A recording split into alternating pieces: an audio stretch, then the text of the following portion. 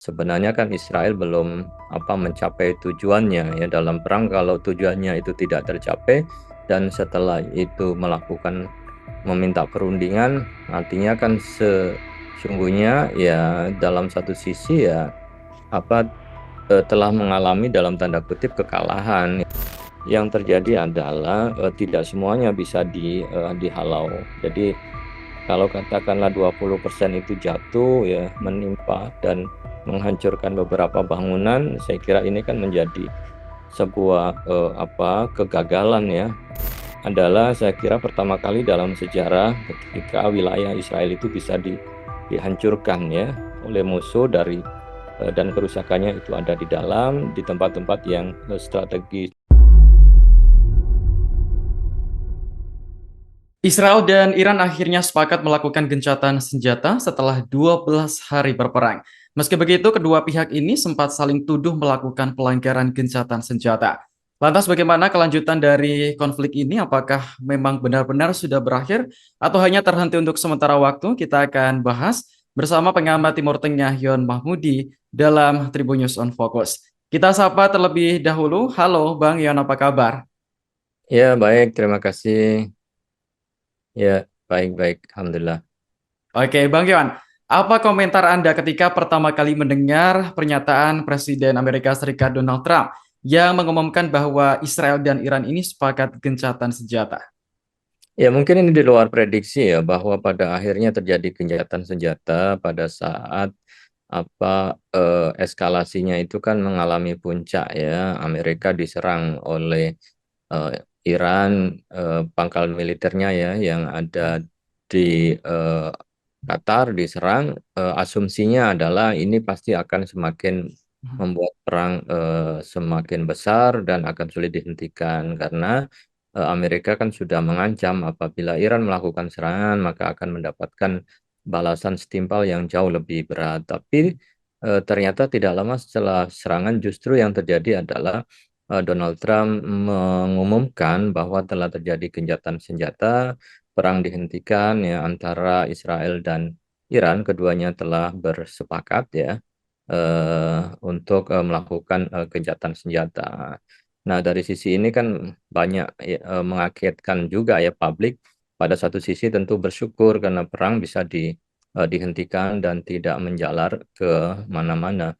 Namun yang harus diperhatikan adalah apakah kemudian kesepakatan ini sudah sangat kuat dan permanen ya menuju gencatan senjata atau masih ada hal-hal yang mungkin menjadi ganjalan ya kedua belah pihak untuk melakukan gencatan senjata ini. Memang kalau dinilai sebenarnya kan Israel belum mencapai tujuannya ya dalam perang. Kalau tujuannya itu tidak tercapai dan setelah itu meminta perundingan, artinya kan sesungguhnya ya dalam satu sisi ya apa telah mengalami dalam tanda kutip kekalahan ya karena targetnya tidak sepenuhnya bisa dicapai, bahkan salah satu tujuan untuk menjatuhkan rezim Ayatullah Khomeini juga tidak bisa dilakukan, menghancurkan fasilitas nuklir ya.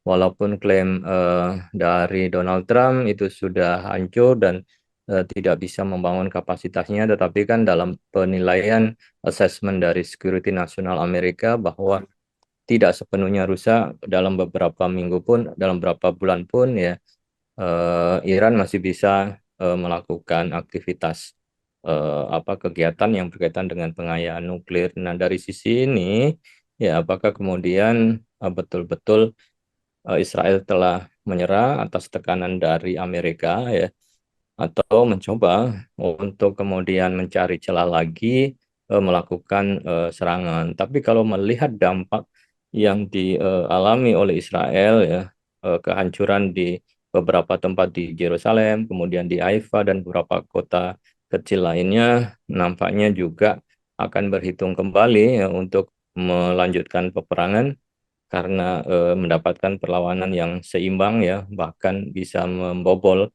pertahanan dari Israel sehingga pilihan gencatan senjata ya itu yang kemudian menjadi pilihan yang terbaik. Baik, apakah ini memang terwujud berkat Amerika atau hanya klaim sepihak dari Donald Trump? Bang Yon, terkait gencatan senjata?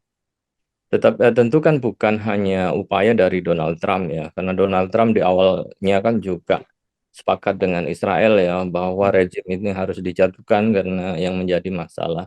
hmm. Tapi pada akhirnya dia mengalami pelunakan, bahkan tidak hanya itu, Trump juga memuji ya Iran ya dengan menyebut God bless Iran gitu kan, ucapan yang jarang dilakukan oleh pemimpin Amerika terhadap Iran karena selama ini kan Iran di apa dianggap ya sebagai musuh atau bahkan disebut poros setan ya bagi Israel maupun oleh Amerika. Nah, ada upaya juga saya kira yang juga dilakukan dalam waktu bersamaan ya diplomasi salah satunya kan yang dilakukan oleh Qatar ya yang meyakinkan Iran ya untuk bisa melakukan apa gencatan senjata dan juga ya mendorong Donald Trump untuk tidak melanjutkan peperangan. Nah, Trump kan juga memuji ya Emir Qatar ya atas upaya mediasi yang dilakukan. Nah, ini saya kira pasti bisa dipahami karena kan sebelumnya Qatar juga menjanjikan investasi yang besar ya kepada Amerika, hampir nilainya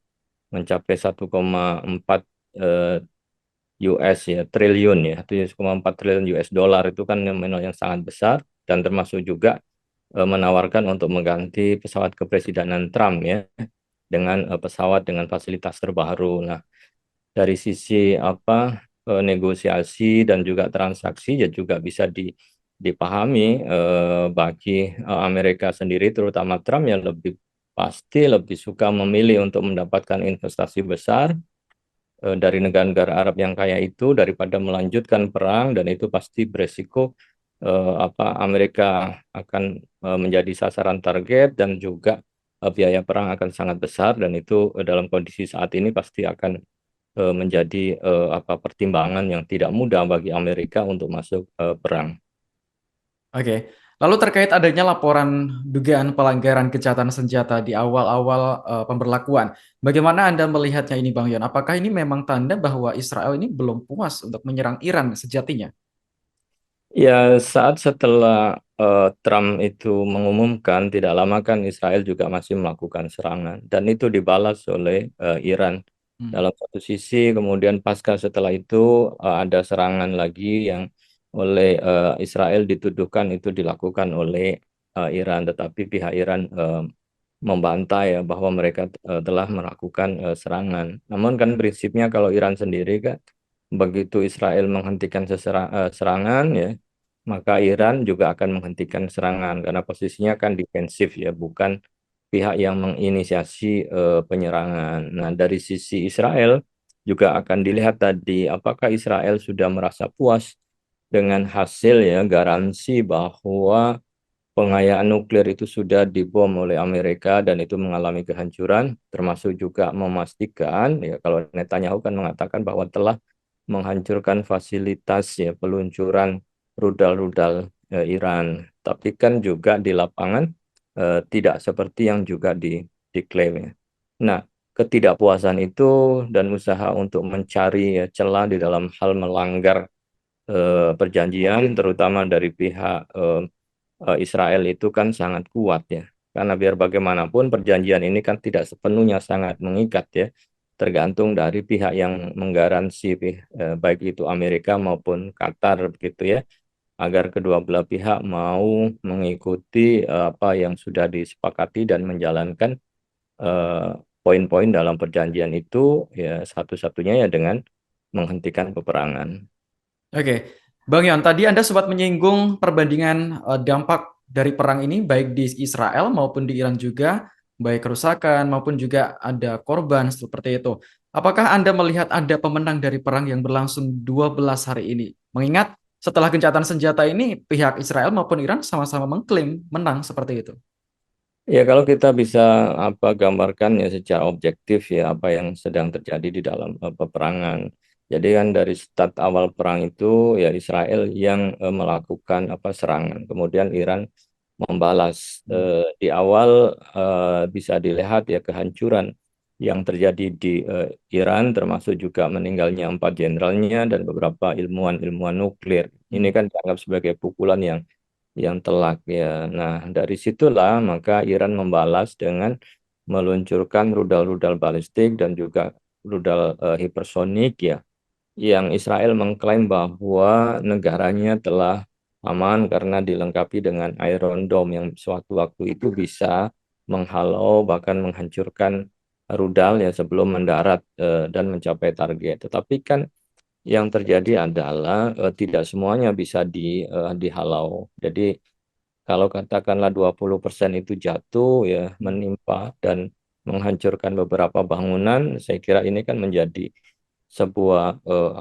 kegagalan ya oleh Israel di dalam hal melindungi keamanannya dan juga melindungi rakyatnya ya. Mereka menjadi panik dan gambaran kehancuran itu kan juga cukup besar ya. Dan ini adalah saya kira pertama kali dalam sejarah ketika wilayah Israel itu bisa dihancurkan ya oleh musuh dan kerusakannya itu ada di dalam di tempat-tempat yang strategis. Jadi dari sisi poin ini saya kira ya kalau memang di awal ada kehancuran, kekalahan dari Iran, tetapi berikutnya ketika membalas justru posisi Israel sendiri ya mendapatkan serangan dan beberapa kotanya mengalami kehancuran dan rakyatnya juga kan kemudian melihat bahwa rezim penguasa tidak bisa melindungi mereka. Nah, dari sisi itu ya.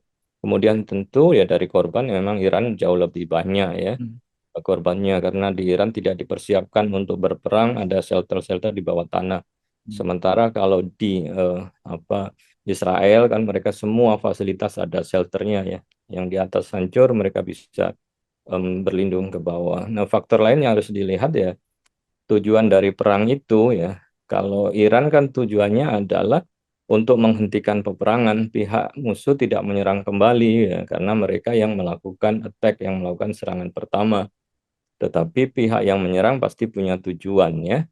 Tujuannya yang pertama adalah menghancurkan fasilitas nuklir dan juga fasilitas peluncur rodal. Yang kedua adalah menjatuhkan rezim Ayatullah Khomeini. Nah, Ayatullah Khomeini tidak bisa dijatuhkan, berarti kan tujuan ini tidak terpenuhi ya, atau mengalami kegagalan.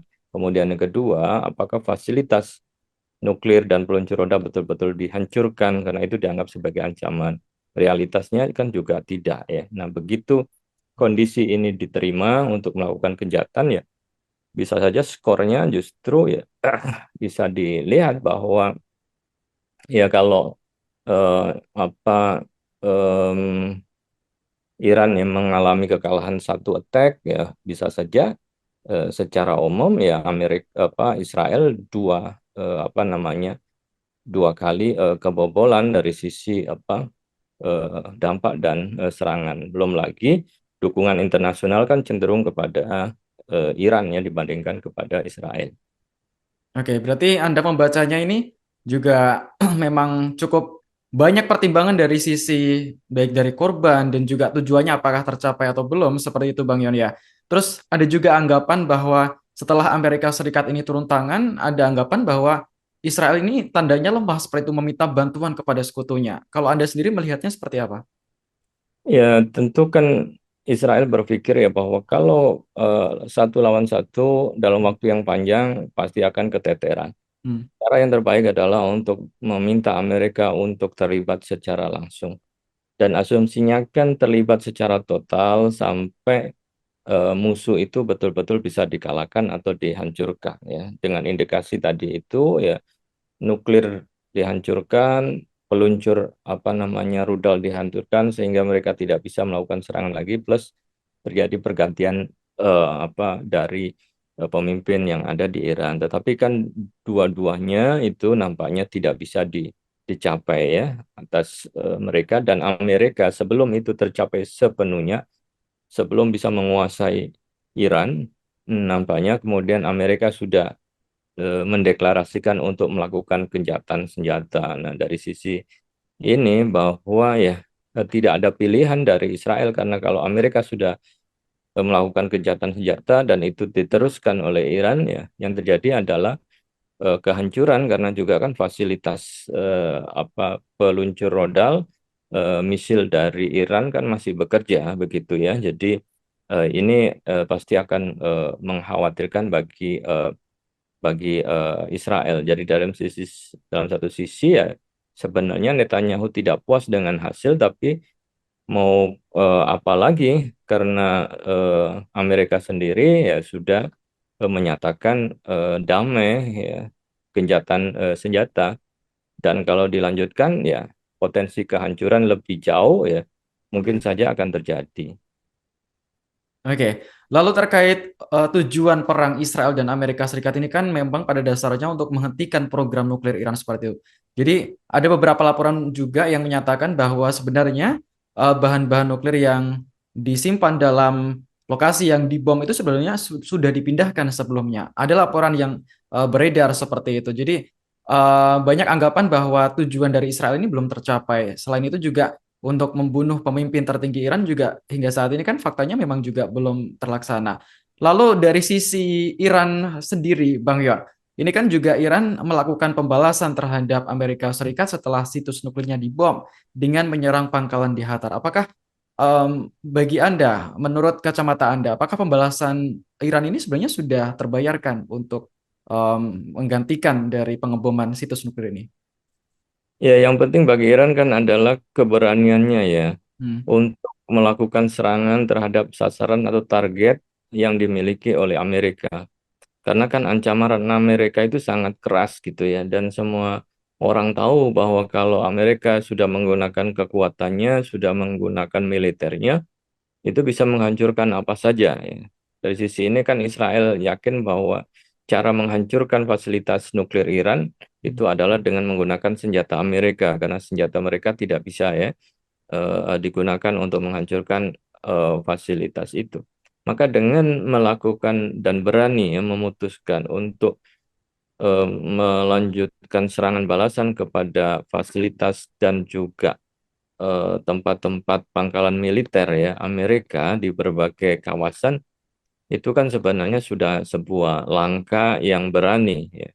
Nah, akan bisa dihitung kalau kemudian setelah itu ya Amerika marah atau melampiaskan ya ke apa kemarahannya terhadap Iran, setelah itu melanjutkan serangan kedua yang jauh lebih dahsyat. Tapi kan justru yang terjadi tidak begitu ya. Jadi kalau sebuah negara diserang kemudian mengancam akan menyerang balik, tapi ketika diserang tidak melakukan itu dan tidak melakukan apa yang sudah dijanjikan, tapi justru menawarkan atau memberikan ya opsi untuk gencatan senjata ya, sementara pihak yang mau menyerang masih bisa melakukan itu ya, serangan itu ya bisa dipastikan sebenarnya ya Amerika secara sengaja untuk ya tidak melanjutkan peperangan, dan pasti menghitung kalau itu dilakukan bisa saja sekutu-sekutu dari Iran itu juga akan melindungi Iran ya dari kemungkinan serangan-serangan atau bahkan sampai dijatuhkan rejim yang saat ini. Oke, jadi poinnya Iran sudah membalas apa yang dilakukan Amerika seperti itu Bang Yoni. Jadi ketika wilayah udaranya atau kedaulatan negaranya diancam seperti itu, ini Iran sebagai bangsa yang bermartabat juga punya hak untuk membela diri. Seperti itu poinnya ya Bang ya. Iya, iya. Jadi bagaimana kemudian balasan retaliasi itu dilakukan ya. Itu yang kemudian menjadi poin. Apakah itu bisa menghancurkan atau tidak? Yang pasti kan target sudah mendapatkan balasan, dan ada serangan ya walaupun dampaknya tidak luas karena tentu kan personel dan juga peralatan militer dan sebagainya ternyata kan juga sudah dipindahkan ya sebelumnya. Kalau kemudian Amerika siap kan pasti justru harus dihadapi ya, nggak perlu memindahkan peralatan itu ya. Nah ini dan rudal itu jatuh gitu ya, tidak semuanya kemudian bisa dihalau. Nah ini saya kira juga melihat ya, ya Amerika sendiri juga tidak sepenuhnya siap ya apabila ikut perang besar-besaran di kawasan Timur Tengah. Oke, tadi Anda menyinggung soal peran Amerika dan juga Qatar dalam gencatan senjata ini. Lalu setelah Amerika menyerang situs nuklir Iran ini kan sempat memanas ya, Bang Yon. Menteri Luar Negeri Iran, Abbas Araghchi ini sempat terbang ke Rusia bertemu dengan Putin. Lalu dari rangkaian konflik ini sejak awal perang Israel-Iran pecah, apakah Anda melihat peran langsung dari Rusia terkait perang ini? Ya, salah satu tujuan kunjungan itu kan mengucapkan terima kasih ya kepada pemerintah Hmm. Rusia, terutama Putin ya, yang telah menyatakan sikapnya ya menolak agresi Hmm. um, militer Amerika ke wilayah Iran dan itu dianggap sebagai tindakan ilegal. Ini kan kemudian menunjukkan ya dukungan ya Rusia kepada Iran sebagai negara yang berdaulat. Nah, dari sisi itulah tentu kemudian di follow up ya lebih dalam lagi kira-kira apa saja yang bisa disupport ya oleh Rusia. Ya, terutama memang kemudian support di level diplomasi internasional ya untuk ya terus ya menekan AS ya agar apa memenuhi aturan-aturan internasional karena itu kan dianggap sebagai pelanggaran terhadap hukum internasional. Dan yang kedua ya memberikan jaminan dukungan ya proteksi kepada Iran apabila terjadi eskalasi lebih luas termasuk juga mengancam stabilitas politik yang ada di Iran. Maka tidak segan-segan bisa saja kemudian Rusia ya melindungi Iran sebagaimana Amerika melindungi Israel ya agar rezim yang berkuasa itu bisa tetap bertahan karena itu kan simbol kedaulatan kalau suatu negara dari luar bisa menjatuhkan rezim yang sedang berkuasa ini kan sama seperti intervensi ya politik ya atau tidak jauh beda dengan intervensi militer yang melanggar kedaulatan suatu negara. Baik. Terakhir Bang Yon, setelah gencatan senjata ini berlaku sejak Selasa kemarin, apakah kemungkinan ada peluang lagi untuk dibuka perundingan nuklir antara Amerika Serikat dan juga Iran yang kemarin sempat buntu dan sempat mandek gara-gara terjadinya perang ini? Ya, Amerika sendiri kan ketika masuk kembali di dalam perundingan yang sebelumnya 2018 keluar ya tidak melanjutkan di bawah Trump periode pertama dan sekarang masuk kembali itu kan ada harapan ya bahwa sesungguhnya perundingan nuklir berkaitan dengan pengayaan nuklir untuk energi itu bisa dilakukan ya asal atas supervisi kerjasama dengan Amerika. Yang tidak diinginkan adalah ya pengayaan nuklir dan itu kerjasamanya dengan negara Rusia contohnya. Nah, seandainya itu kemudian nanti bisa dipastikan bahwa tujuannya adalah memang untuk tujuan damai dan tidak untuk tujuan pengayaan untuk tujuan senjata pemusnahan massal, saya kira ruang itu terbuka dan Trump kan berkali-kali untuk menawarkan ya bahwa Iran harus kembali kepada perundingan ya, walaupun tentu marah ya ketika berunding, tetapi justru tiba-tiba Israel melakukan serangan yang otomatis ya menghentikan peluang-peluang dalam perundingan. Tapi kalau dibuka kembali dan ya Amerika memberikan dan saya kira Amerika tetap ya pada pilihannya ya untuk membuka ruang perundingan dengan harapan ya nantinya embargo ekonomi terhadap Iran itu bisa dikurangi dan mereka bisa melanjutkan pembangunan dan bisa menjaga stabilitas ya bukan terus-menerus ya di dalam suasana ancaman peperangan dan keamanan di kawasan ini. Saya kira selalu dan masih terbuka ya peluang untuk kerjasama berkaitan dengan nuklir di Iran. Baik, terima kasih Bang Yon. Kita juga berharap semoga perundingan ini bisa kembali dibuka dan juga mengarah kepada perdamaian mengingat Amerika Serikat dan juga Israel ini, maksud kami Amerika dan juga Iran ini juga begitu panjang perundingan nuklirnya bahkan kemarin sampai 5 putaran Bang Yon ya. Jadi Iya, kita tunggu kelanjutannya seperti apa dan kita juga sama-sama berharap ini gencatan senjata bisa berlaku permanen dan perdamaian segera bisa terwujud di Timur Tengah. Terima kasih Bang Yan atas bincang-bincangnya. Untuk Tribun News, jangan lupa untuk terus saksikan Tribun News on Fox hanya di kanal YouTube Tribun News. Terima kasih. Saya terima Laksono mewakili kerabat kerja yang bertugas pamit undur diri. Terima kasih dan sampai jumpa. kasih. Download Tribun X sekarang. Menghadirkan lokal menjadi Indonesia.